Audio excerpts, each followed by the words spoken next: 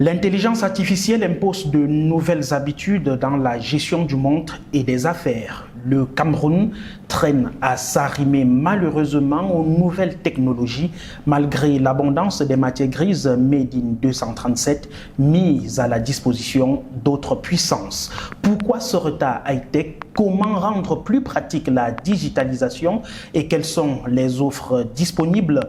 Nous vous plongerons dans un univers technologique inondé d'opportunités. Madame, Messieurs, très heureux de vous retrouver sur Naya TV avec Sans Tabou. Je vous présente l'invité dans un instant.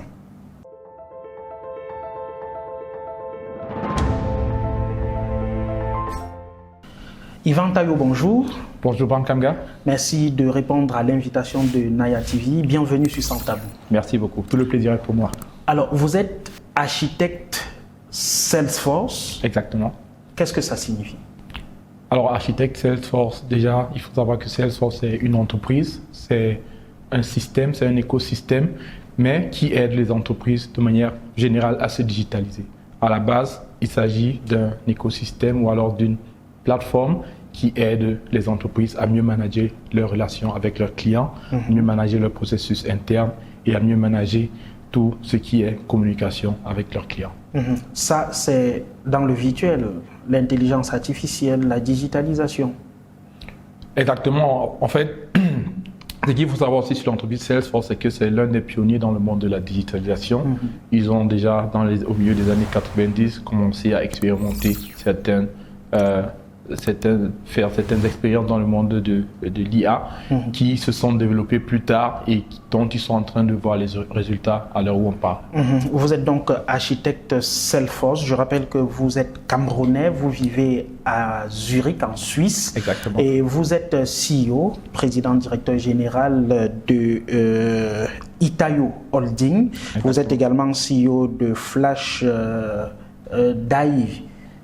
Delivery. CTO de Flash Delivery. Voilà, CTO de Flash Delivery. Et vous êtes également le fondateur de Rocket Force Academy. Rocket Force Academy. Voilà, vous êtes donc un jeune Camerounais qui met donc ses compétences technologiques au service du monde entier. Vous avez, je le disais il y a un instant, 42 ans avec toute cette matière grise. Je rappelle donc que vous avez plusieurs niveaux de formation en matière de connaissances dans votre domaine. Salesforce Administrator, Salesforce Developer, Salesforce Technical Consultant, Salesforce Designer, Business Data Analyst et Salesforce Trainer. Tout Exactement. ça pour vous seul. Écoutez, monsieur Brand, quand vous dans la vie vous donnez des objectifs, vous essayez de les suivre et c'est exactement ce que j'ai fait. J'ai été quelqu'un qui a toujours eu faim dans sa vie, faim au sens propre et au sens figuré, bien évidemment. Et pour moi, il s'agissait d'assouvir cette faim avec de la connaissance, avec de l'expérience et surtout de partager cette faim avec les gens qui m'entourent et de leur permettre aussi d'atteindre les mêmes sommets plus ou moins que moi. Donc, Naya TV est heureux de vous faire découvrir ce jeune talent donc, qui vient sur un plateau de télé en tant qu'invité pour la première fois. Pour la toute première fois, d'où la nervosité. Ben, pourquoi vous avez autant de background et vous n'êtes pas connu? C'est quand même curieux. Oui, on peut le dire comme ça. Ce reproche d'ailleurs, on me l'a déjà fait, plus ou moins. Je suis quelqu'un de très discret dans la vie de tous les jours. Et pour moi, il était important, avant de faire une prestation publique à ce niveau, de faire un travail de fond solide, d'avoir de faire ce travail de fond solide justement dont je parle, qui permettrait justement à d'autres personnes de pouvoir voir en fait qu'il y a des opportunités qu'ils peuvent saisir avec un travail de fond déjà fait et voilà, et pouvoir avoir partager la même vision que moi, comme toute l'équipe qui m'accompagne, que j'ai dû voilà, convaincre à suivre ce chemin avec moi. Et c'est donc un plaisir pour Naya TV de faire découvrir ces talents qui sont nombreux au Cameroun et bien sûr dans le monde entier, qui font notre fierté. Vous êtes donc un jeune entrepreneur camerounais, vous êtes de passage au Cameroun pour le suivi de vos activités et vous venez au Cameroun au moment où le pape Léon XIV vient de séjourner dans notre pays. Vous êtes un jeune chrétien. Vous, qu'est-ce que vous avez retenu globalement de sa visite en terre camerounaise? Alors, je retiens de la visite du pape qu'elle a créé beaucoup d'engouement au sein de la jeunesse. Je retiens qu'elle a créé beaucoup d'engouement. J'ai vu beaucoup de jeunes se mouvoir. J'ai vu beaucoup de jeunes aller vers les rues, essayer de recevoir l'onction papale. Mais je retiens surtout l'essence du discours du pape qui a demandé aux jeunes de rester unis pour faire avancer le pays. Et c'est, en fin de compte, le message que je retiens, puisque c'est exactement le message que moi, personnellement, je tiens à tenir à la jeunesse. Rester unis, rester concentrés, rester disciplinés pour pouvoir atteindre les objectifs et enfin faire émerger le Cameroun. Et lors de son passage, lors de sa rencontre avec la jeunesse estudiantine à l'Université catholique d'Afrique centrale, il a demandé aux jeunes de travailler, de non seulement se former, mais de rester au pays. Vous, de la diaspora, vous êtes donc interpellés au premier rang parce que le pays se vide quand même à une vitesse éclair. Quel est le problème à votre avis? Alors, à mon avis, le problème, c'est tout simplement qu'on a beaucoup de jeunes qui ont du talent, qui n'attendent qu'à être peaufinés. On a des jeunes qui sont en manque d'opportunités et qui trouvent à un moment donné de leur vie qu'il est beaucoup plus avantageux pour eux de quitter le Cameroun et de trouver ces opportunités-là ailleurs que de rester ici à les chercher. Et le deuxième problème que moi je trouve, c'est qu'on a un problème sérieux d'orientation de la jeunesse. Parce qu'on a beaucoup de jeunes qui veulent faire quelque chose, qui ont une certaine passion dans un certain domaine, mais où peut-être à cause de l'influence familiale, de l'influence des amis, ils se retrouvent à faire quelque chose qui ne sied pas totalement à leurs compétences ou à leur vision. Venons-en à la motivation de votre personne et votre personnalité sur Naya TV. Vous êtes chef d'entreprise, architecte du digital, l'intelligence artificielle et à la mode. Dites-nous, quelle est l'appréciation que vous faites du niveau d'ajustement du Cameroun aux nouvelles technologies? Alors, toute la stratégie en fait de la Itaï Holding, de la Rocket Force Academy est justement basée sur le fait qu'il y a un très gros gap à remplir. Il y a un gap en matière d'utilisation de ces outils-là. Il y a un gap en matière de formation dans ces secteurs-là. Il y a un gap en matière de ressources humaines également. Je trouve que nous avons vraiment beaucoup de matière grise. Vous savez, au quotidien, je rencontre beaucoup de talents, beaucoup de jeunes où je vois un certain talent qui n'attend vraiment qu'à être poli pour pouvoir justement remplir ce gap-là. Donc on a du chemin à faire, il faut se le dire, il faut être assez honnête pour se le dire qu'on a du chemin à faire. Mais le chemin, on peut le faire. Il n'y a pas de magie là-dedans. Il faut se former, il faut rester discipliné puisque sans la discipline, rien ne fonctionne. Et il faut surtout rester motivé parce que c'est en fait ça l'essence même de ce que nous apprenons à nos étudiants à la Rocket Force Academy pour pouvoir atteindre. Nous aurons l'occasion d'en parler, mais de manière plus globale. Qu'est-ce qui peut justifier ce retard? Ce retard, je le mettrais peut-être déjà dans la formation au niveau académique, même au niveau déjà du secondaire. Vous savez, moi j'aime bien prendre l'exemple des Indiens qui sont très avancés dans le domaine de la tech parce que dans leur cursus déjà scolaire, ils ont inclus un certain nombre de matières qui permettent aux étudiants qui commencent en première, deuxième, troisième année universitaire d'avoir un certain nombre de compétences minimum dont les entreprises ont déjà besoin. C'est-à-dire essayer de former les jeunes beaucoup plus avec les nouvelles matières de l'IA, de la technologie, pour que du moment où ils sortent du moment où ils ont leur baccalauréat, pas qu'ils soient prêts pour le marché du travail, mais qu'ils aient déjà un certain nombre minimum de compétences qui va peut-être leur permettre de financer leurs études ou alors de financer les gens autour d'eux. Si on vous comprend bien, il faut arrimer les politiques publiques en matière d'éducation à l'intelligence artificielle, aux nouvelles technologies. Tout à fait, tout à fait. Vous savez, demain, l'IA va dominer le monde. Il y a beaucoup de gens qui ont peur que l'IA va les remplacer, mais je dis plutôt que ce sont les gens qui maîtrisent l'IA qui vont remplacer les gens qui ne le maîtrisent pas. Du coup, il faut s'y arrimer. Il faut s'y arrimer. Le Cameroun donc est constitué à peu près de 70% de jeunes. Quels sont pour ces tranches, et même pour les plus vieux, puisque l'IA ne concerne pas que la jeunesse, même ceux qui sont dans la 80aine peuvent s'y adapter.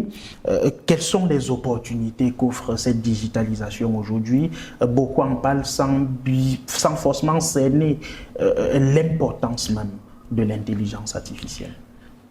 Alors, vous savez, Nous, actuellement, ce que nous ciblons exactement cette tranche de la jeunesse. Nous ciblons exactement cette tranche de la jeunesse qui est en train de sortir du secondaire, d'entrer du côté universitaire, parce que c'est la tranche qui va dominer le monde demain, c'est la tranche qui va diriger le monde demain. Donc, il est important de les former dans les outils qu'ils utiliseront demain.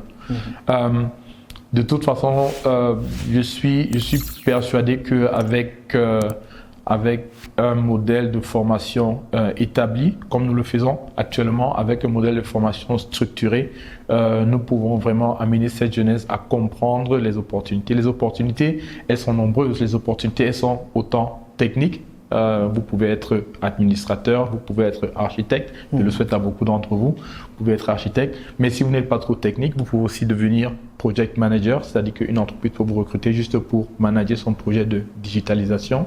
Vous pouvez être consultant, c'est-à-dire que vous pouvez aider une entreprise à comprendre ses processus et à insérer ces processus-là dans les différents tools ou bien les différents outils qui se trouvent là-dedans pour pouvoir faire émerger l'entreprise. Et comme ce que moi je fais, ce que nous faisons en fait, c'est de former aussi des jeunes qui vont être capables de former ceux de demain. Parce que la formation aussi, c'est un métier. C'est un métier qui peut s'apprendre, c'est un métier qui peut aider les autres. Et nous formons les jeunes vraiment de manière à ce qu'ils puissent former des gens demain. Donc il y a des opportunités, elles sont nombreuses. On pourra en parler toute une journée et on n'en finirait pas. Vous avez évoqué la formation, vous êtes le fondateur de Rocket Force Academy. Dites-nous comment vous fonctionnez, vous êtes situé où, quelles sont vos offres de formation? Alors déjà, il faut savoir, la Rocket Force Academy s'inscrit dans un projet un peu plus grand que juste la formation. La Rocket Force Academy a une maison mère qui s'appelle la Itayo Holding. On en parlera. Exactement. Et la Rocket Force Academy, en fait, l'objectif, c'est de pouvoir former des jeunes dans le digital, dans Salesforce, puisque c'est ce couloir-là que nous, on a choisi. Voilà. Et ce que nous avons mis sur pied, nous avons mis au fil des 2 ou 3 années où la Rocket Force Academy existe, nous avons mis des structures assez solides sur pied pour pouvoir accompagner les jeunes étudiants, des personnes en reconversion professionnelle ou alors des élèves même déjà, à pouvoir commencer à utiliser les outils de l'IA ou bien de transformation digitale jusqu'à la certification. On a un processus de pré-enrôlement qui nous permet de détecter déjà si les personnes que nous voulons former ont un certain niveau, non seulement intellectuel, mais une compréhension technique ou bien du business qu'il leur faudra pour compléter cette formation. Ensuite, il y a un corps du devoir, comme je vais l'appeler, qui permet justement de développer ces compétences-là avec le temps. C'est-à-dire qu'on a un programme il va de 4 à 6 mois qui permet au fur et à mesure de travailler sur des projets fictifs ou réels, d'avoir des exercices, des devoirs, des séances, des sessions de training où nous expliquons, où nous donnons des devoirs que nous corrigeons nous-mêmes ou alors que nous permettons aux étudiants de corriger entre eux, parce que c'est aussi comme ça qu'on apprend, en apprenant des autres. Et en fin de compte, nous avons, dans la 3e partie de ce programme, nous permettons aux étudiants de faire des examens blancs pour avoir une certification reconnue au niveau international. Parce que ce qu'il faut savoir, c'est que les certifications Salesforce pour le couloir que nous avons choisi, ce sont des certifications reconnues au niveau international. Que vous soyez en France, en Allemagne, aux États-Unis, en Angleterre, ces certifications ont une certaine valeur sur le marché du travail. Qui est concerné par cette formation? Est-ce un cursus académique bien précis ou alors qui est concerné globalement? Alors globalement, je dirais que tout le monde qui est concerné par le digital d'une manière ou d'une autre est concerné par la formation. Donc je suis journaliste, si je veux m'arrimer au digital, à l'intelligence artificielle, je peux venir me former chez vous. Vous pouvez venir vous former chez vous, exactement. Pour l'infirmier ou le taximan? Après, en fin de compte, ça dépend de quel est l'objectif dans lequel on se forme. Est-ce que je me forme pour travailler dans le digital? Est-ce que je me forme pour aider d'autres gens à implémenter un certain nombre de projets, ou alors est-ce que je forme pour développer mon propre business?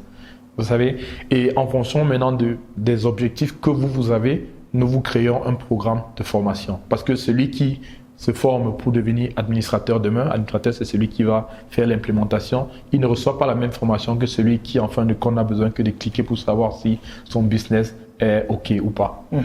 Alors, situation géographique, Rocket Force Academy, elle est située où? Alors, comme je le disais, la Rocket Force Academy est essentiellement digitale à 80%. Elle est dans le cloud.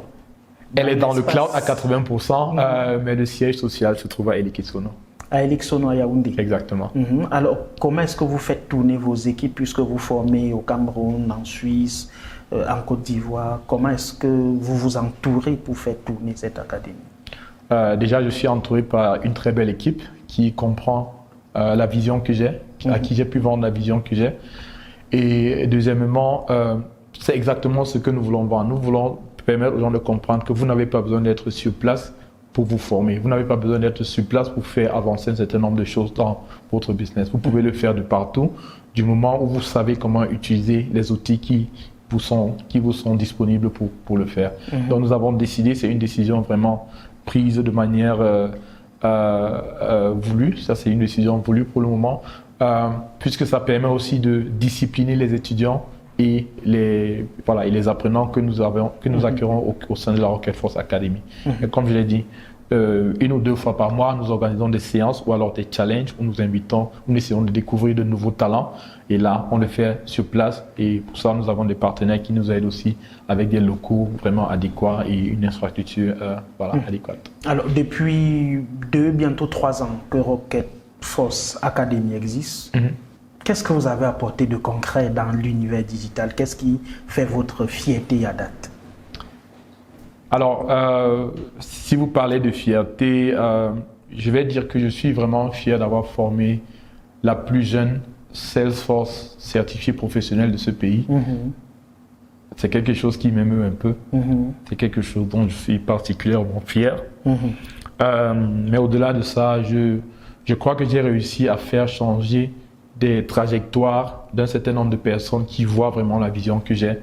Et là, tout de suite, je sors d'une mini-conférence avec des personnes qui comprennent vraiment ce que ça peut leur apporter. Pour le moment, nous n'en sommes pas encore là parce que nous sommes, quoi qu'on dise, nous sommes une très jeune académie qui essaie, n'est-ce pas, de trouver sa place dans l'univers digital. Mais pour ce faire, qui a travaillé pendant 2 ou 3 ans sur les fondements, mais pendant ces 2-3 ans a réussi à, comme je l'ai dit, former la plus jeune Salesforce certifiée de ce pays. Et quels sont vos prochains challenges à court, moyen, long terme? Alors, le prochain challenge serait déjà d'accroître le nombre d'étudiants, que ce soit au Cameroun ou que ce soit en Côte d'Ivoire, où nous déployons des forces actuellement. Et je me suis d'ailleurs inscrit à une session qui aura lieu le 25 avril. Exactement. Parlez-nous de cela, il s'agit précisément de quoi? Exactement, qui aura lieu le 25 avril, présenté par Mademoiselle Vadiania, qui est justement l'élève dont je parlais, c'est la plus jeune Salesforce certifiée du Cameroun. Elle va parler de son parcours, elle va aller avec Qui a 20 ans? Qui a 21 ans. 21. Exactement, qui a 21 ans, qui a 2 certifications Salesforce actuellement, qui a commencé il y a à peu près 1 an et demi à la Rocket Force Academy, et elle va essayer d'expliquer la méthode, qu'est-ce qui l'a aidé, qu'est-ce qui l'a amené où elle est, qu'est-ce qu'elle fait exactement à la Rocket Force Academy, qu'est-ce que la Rocket Force lui apporte et quelle est la vision qu'elle voit là-dedans. C'est à peu près moyen, long terme, vos projets? Moyen terme, déjà faire comprendre aux Camerounais qu'il y a du travail, dans le digital, qu'il y a des opportunités dans le digital. On n'est pas obligé de quitter le Cameroun pour réussir dans le digital. C'est d'ailleurs ce que nous vendons comme idée. Long terme, c'est mettre le Cameroun, mettre l'Afrique sur la carte digitale du monde de Salesforce auquel j'appartiens, de telle manière que dès qu'il y a des projets qui vont être pensés en Europe, aux États-Unis, en Angleterre, que ces gens-là sachent qu'au Cameroun, en Afrique, nous avons des gens compétents, capables d'implémenter ces projets avec le même standard qu'ils attendent de l'autre côté. Intelligence artificielle, digitalisation, networking, e-learning. En quoi est-ce que le sauveteur du marché Mokolo ou de Nkouloulou, le pousseur du marché à de Bafoussam, le moto-taximan de Gado Badjéré ou la vendeuse de beignets de mon quartier se sent concerné aujourd'hui par tous ces innovations linguistiques, par toutes ces innovations technologiques? J'aime bien votre question parce qu'en fait, ce qu'il faut faire comprendre aux gens, c'est qu'aujourd'hui, l'IA, comme la digitalisation, a été vraiment démocratisée. Tout le monde, ou alors peut-être 80% des gens que vous connaissez, ou peut-être 90%, ont un téléphone, un smartphone dans leur poche. Et la plupart de ces entreprises, justement, qui mettent ces smartphones à la disposition des utilisateurs, mettre aussi des tools ou alors des c'est outils. pas le cas au Cameroun. Au Cameroun, chacun s'achète son téléphone dans l'entreprise. Oui, chacun s'achète son téléphone, mais Du ce moins, téléphone... on compte du bout du doigt ces entreprises qui offrent des outils sophistiqués de travail à leur personnel. Je suis d'accord, mais tous ces outils de travail, que ce soit des smart, en fait, il faut dire que ce soit un smartphone. Dans la plupart du temps, c'est un téléphone Android. Android est une société sans publicité de Google qui, justement, a l'un des plus puissants modèles d'intelligence artificielle au monde qu'ils utilisent dans leur système d'exploitation. Et j'aimerais aussi dire que nous les jeunes entrepreneurs de la tech, nous les jeunes qui avons eu la chance de comprendre ces genres de choses un peu plus facilement et avons des gens autour de nous qui ont des business, qui ont des entreprises ou alors qui ont des petites choses à régler, nous avons une responsabilité immense dans le monde de l'IA parce que nous devons montrer aux autres personnes ce qu'ils peuvent franchement faire avec. Moi, qui connais la petite vendeuse du marché de Mokolo ou le monsieur qui vend ses beignets, j'ai la responsabilité d'aller lui dire voici comment on utilise telle ou telle chose pour développer ce que tu as à faire dans tel ou tel domaine. Prenons un cas pratique. Mamie Anna, vendeuse de beignets haricots bouillis à Imana chez moi. En quoi est-ce que la digitalisation peut davantage fructifier son activité? D'accord. Un cas pratique assez classique, la digitalisation peut l'aider dans ce sens où, avec la digitalisation, elle a accès à des plateformes comme Facebook, comme Instagram, comme WhatsApp, puisqu'on en parle de WhatsApp, c'est aussi de la digitalisation, même si on ne le sait pas. Mais on ne mange pas les beignets là-bas. On ne mange pas les beignets, mais il y a des outils que peut-être son fils ou alors que son mari ou que ce soit peut lui montrer, qui lui permet d'avoir peut-être de nouvelles recettes qui vont ramener de nouveaux clients, d'atteindre de nouveaux publics à travers justement ces canaux de WhatsApp, de créer justement, juste le fait de créer un canal WhatsApp ou un groupe WhatsApp. Pour passer par exemple les commandes. Pour passer les commandes, pour interpeller plus de gens à venir, pour organiser même des petits événements à son bénétariat. Ça commence par des petites choses comme ça. On n'est pas obligé de penser toujours plus grand. Vous avez pu organiser des workshops BH. Par exemple, vous pouvez le faire. Et Rocket Force Academy peut d'ailleurs vous aider à créer des QR codes qui vont aider des gens à vous enregistrer, à s'enregistrer. Merci pour la publicité. Le service commercial de Naya TV vous donnera la facture à la fin de cette émission. Il n'y a pas de problème. Votre académie, on va poursuivre Yvan Tayo, votre académie est associée à votre projet phare qui est Itayo Holding. Que faites-vous d'autre en dehors des formations? Alors, en dehors des formations, ce que nous essayons de mettre sur pied, c'est un cabinet conseil pour accompagner les entreprises dans ces processus de digitalisation. Comme je vous l'ai dit, il y a un très gros creux dans l'utilisation des outils de l'IA ou bien de digitalisation. Il y a un très gros creux dans la formation des personnes. Et ce que nous faisons, nous accompagnons les entreprises qui ont des processus déjà ou pas encore établis à utiliser, comme j'ai dit, l'outil que nous utilisons actuellement s'appelle Salesforce, à utiliser cet outil pour vraiment booster leur business. Notre slogan est justement Boosting Your Business, c'est-à-dire utiliser justement nos ressources, nos connaissances et tout ce que nous savons faire pour pouvoir booster vos revenus, booster votre productivité et booster tout simplement et éclater tout simplement à la face du monde. Une petite pause et on va continuer.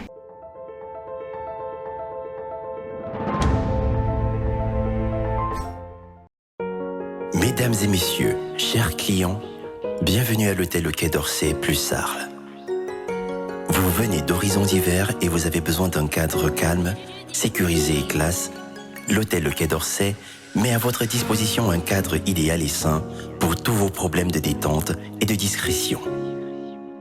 Avec sa diversité de services, l'hôtel Le Quai d'Orsay vous offre une quarantaine de chambres variées, 6 appartements, 7 suites, une salle de sport, une piscine, une salle de fête d'une capacité de 300 places, une salle de conférence, un restaurant, 2 parkings pour vos véhicules, des caméras de surveillance pour votre sécurité et une buanderie.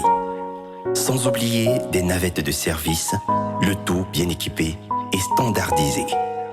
Pour vous servir, l'hôtel Le Quai d'Orsay est doté d'une équipe de professionnels avenantes, accueillantes et parfaitement bilingues. Pour mieux répondre à vos attentes, l'hôtel Le Quai d'Orsay a rehaussé le standing. À l'hôtel Le Quai d'Orsay, venez, admirez et vivez. Hôtel Le Quai d'Orsay plus Sarles, mieux que ce que vous imaginez. Better than you imagine.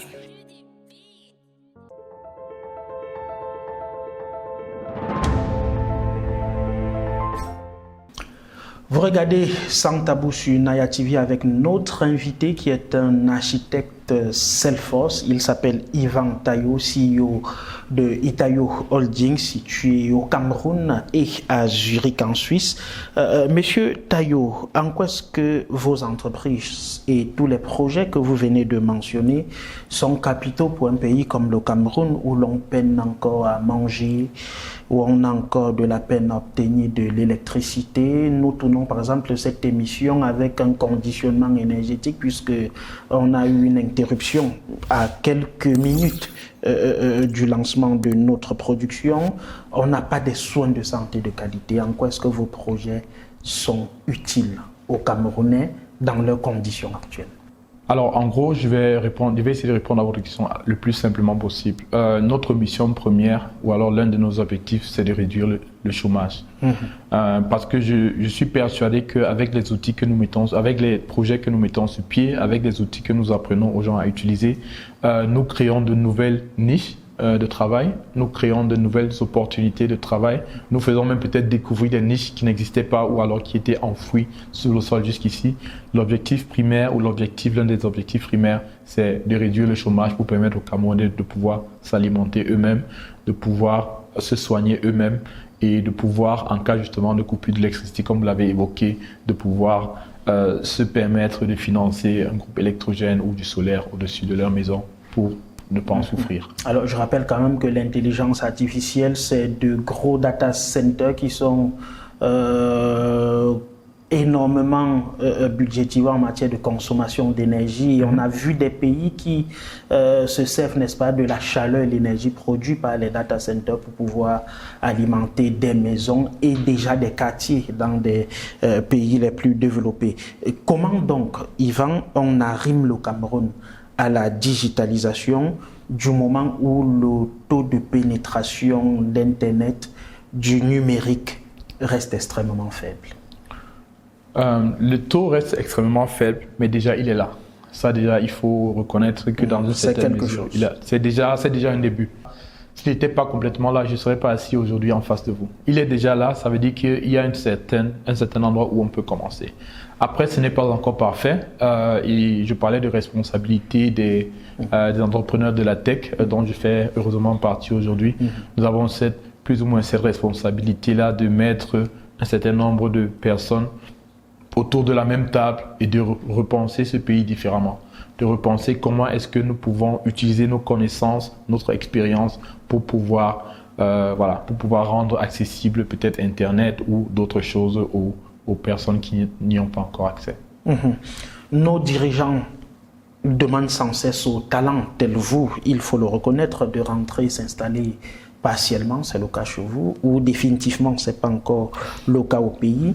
Dites-nous, êtes-vous disposé à abandonner votre portefeuille clientèle qui vous fait vivre paisiblement en Suisse, en Côte d'Ivoire, dans bien d'autres pays, pour servir la nation? Alors, je dois avouer, le mot paisiblement me gêne légèrement parce que l'homme que vous voyez aujourd'hui, c'est un homme qui travaille énormément pour être où il est aujourd'hui. Oui, ben, il ne vient pas au Cameroun chaque 2 mois pour le suivi de ses activités qu'il veut. Je suis d'accord. Est-ce que vos activités au Cameroun vous permettraient de faire le tour du monde tel que vous le faites en ce moment? C'est exactement ça l'objectif. Je parlais de sacrifice. Vous savez, on n'obtient rien dans la vie sans sacrifice. Quelque part, je vous ai aussi dit que ce que nous faisons, c'est quelque part aussi un peu de bénévolat parce que nous nous rendons compte que non seulement nous voulons aider les gens qui sont dans une certaine situation, mais que pour le faire, il faut faire un certain nombre de sacrifices. Et ce sacrifice, moi, je le prends sur moi de le faire pour aider la jeunesse camerounaise, par patriotisme, parce que j'aime ce pays, parce que j'ai grandi dans ce pays. Donc vous êtes prêt à venir vous installer définitivement au Cameroun? J'y travaille, croyez-moi, j'y travaille. Et comme je le disais aussi, l'objectif, c'est pas forcément d'abandonner tous mes clients que j'ai peut-être en Suisse, que j'ai peut-être en Allemagne. Mais l'objectif, c'est de leur faire comprendre qu'ils peuvent rester mes clients, mais que les applications que je développe pour eux maintenant ne seront plus développées par moi en Suisse, mais par mon équipe ici de manière locale, et qu'ils auront exactement le même compte rendu, ils auront exactement la même productivité, exactement les mêmes délais de livraison. C'est ça en fait l'objectif en gros. Une entreprise qui fait dans l'agroalimentaire, une autre qui fait dans le domaine de la santé, une autre qui travaille, qui a un supermarché. Comment ces entreprises, est-ce que voilà, permettez, est-ce que ces entreprises gagneraient de manière pécuniaire mieux en digitalisant leur système de vente, leur système de suivi du personnel et bien d'autres encore? Vous savez, en fait, c'est toute l'essence même de l'outil Salesforce dont je suis architecte. C'est justement cette relation client. Comment est-ce que je peux mieux vendre mes produits? Comment est-ce que je peux mieux contacter mes clients? Comment est-ce que je peux mieux réagir en cas de problème? Et la plupart du temps, c'est ça en fait qui fait défaut. C'est-à-dire que vous vendez un produit, mais vous n'avez pas de suivi derrière. Et c'est la beauté du digital. Je ne vais pas me focaliser sur ça, mais la beauté du digital, c'est en fait que toutes les informations d'achat, toutes les informations de problèmes, toutes les informations d'interaction qu'il y a eu avec un client sont dans un système. Et vous pouvez utiliser l'IA pour analyser ces données et savoir quel est le prochain meilleur produit à vendre à un client. Quel est le prochain meilleur problème qui pourrait se passer et l'éviter même avant qu'il n'arrive. Et ça booste la fidélité des clients. Vous pouvez même créer des promotions, vous pouvez créer tout un tas de choses qui va vous aider à fidéliser la clientèle. Parce que moi, personnellement, je suis de l'avis, ça ne me sert à rien d'avoir 1000 clients si chaque client n'achète qu'une fois. Je préfère avoir 15 ou 20 clients où je sais que chaque jour, ils viendront acheter pour une certaine somme. Et là, c'est plus facile pour moi de budgétiser et de planifier un certain nombre de choses. Et c'est exactement pour ça que Salesforce a été mis sur pied à l'époque déjà en 1999 et continue jusqu'aujourd'hui avec tous ces outils d'IA pour justement aider les entreprises. Donc vous voulez rassurer Cam des Montagnes qui gagne 500 millions par mois de ceux que, en digitalisant leur système de gestion, tant du point de vue commercial, marketing que du personnel, ils auraient peut-être 2-3 fois plus de gains que ce qu'ils font aujourd'hui, puisque tout est analogique, tout est physique et bien d'autres encore. Alors, vous évoquez un point vraiment essentiel parce que justement, c'est cette analogie qui perd de temps. Le gain de revenu, on ne le calcule pas quand est-ce que quelqu'un a acheté. On le calcule aussi en combien de temps est-ce que mes employés passent pour faire telle ou telle chose. Et vous imaginez qu'un processus qui peut-être durait 2 heures aujourd'hui à le faire manuellement et que vous digitalisez demain et il ne dure plus que 5 minutes, ça fait quand même 1h55 minutes que vous économisez par employé qui faisait cette tâche-là.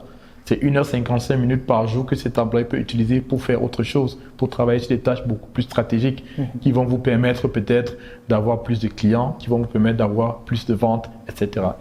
Et vous avez expérimenté cela vous-même dans l'une de vos entreprises et je puis vous rassurer que ça permet de fournir systématiquement des données qui vous permettent de prendre le plus rapidement possible d'autres décisions, d'autres dispositions pour l'émergence de l'entreprise. Yvan Tayo, dernière question. Quels sont vos rêves dans l'univers digital pour le Cameroun? Monsieur Brand Kanga, mon rêve est simple. C'est d'avoir un Cameroun à l'image des talents qu'il a autour de la planète. C'est aussi simple que ça. Ça ne va pas plus loin que ça. Plus pratiquement? Plus pratiquement, c'est mettre les bonnes personnes au bon poste pour leur permettre de donner leurs connaissances aux personnes qui vont pouvoir diriger l'univers digital du Cameroun vers les sommets africains et pourquoi pas mondiaux. Vous y croyez? J'y crois fermement, sinon je ne serais pas assis devant vous aujourd'hui. Merci beaucoup. Je vous en prie, merci bon à retour vous. En Suisse. Merci beaucoup. Et rassurez-vous, nous viendrons nous rassurer que vous faites un travail efficient tel que vous l'avez dit et que vous ne vendez pas de l'air aux gens. Pas du non tout. De l'intelligence artificielle. Pas du tout. La seule chose que je vends, c'est de l'espoir. Et cet espoir, il est réel, il est palpable puisque moi-même j'en suis le fruit. Merci beaucoup. Je vous en prie. Madame, Monsieur, c'était Yvan Tayo, CEO de Itayo Holding et bien sûr fondateur de Rocket Force Academy qui forme les talents jeunes comme adultes dans le domaine du high-tech, de la digitalisation pour mieux gérer votre avenir, vos carrières et bien sûr vos entreprises. Merci de nous avoir regardés. N'oubliez pas, Sans Tabou sur Naya TV vous offre désormais l'opportunité de nous contacter également pour faire vendre vos talents, votre savoir-faire et bien sûr vos compétences dans vos domaines respectifs. Merci à toutes nos équipes techniques et rédactionnelles. On se retrouve très vite avec un autre invité.